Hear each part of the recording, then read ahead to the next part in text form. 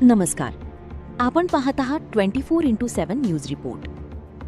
झायखेड्यातून यावेळी मोठी बातमी समोर येत आहे. ग्रामपंचायतीच्या कारभारात पारदर्शकता, नियमित ग्रामसभा आणि विकास कामांच्या निधीचा हिशोब ग्रामस्थांसमोर मांडण्याच्या मागणीसाठी सुरू असलेल्या आंदोलनाचा आज 8वा दिवस आहे. विशेष म्हणजे आंदोलनाच्या पार्श्वभूमीवर आज संपूर्ण झायखेडा बंद ठेवण्यात आला आहे.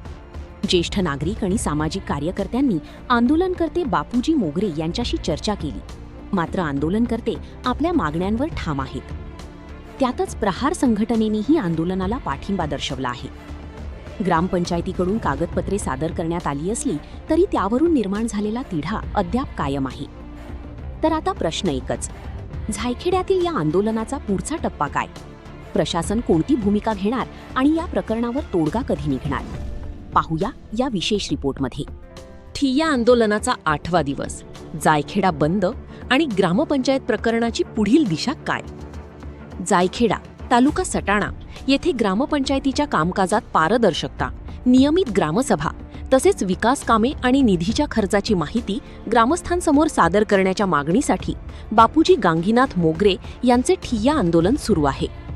15 ऑगस्ट रोजी दुपारी 12 वाजता सुरू झालेले हे आंदोलन आज 8व्या दिवशीही सुरूच आहे. ग्रामपंचायत प्रशासनाकडून संबंधित माहिती आणि कागदपत्रे सादर करण्यात आल्याचे सांगण्यात येत असले तरी आंदोलनकर्त्यांच्या अपेक्षेनुसार आवश्यक माहिती उपलब्ध झालेली नसल्याने त्यांनी आपली भूमिका कायम ठेवली आहे.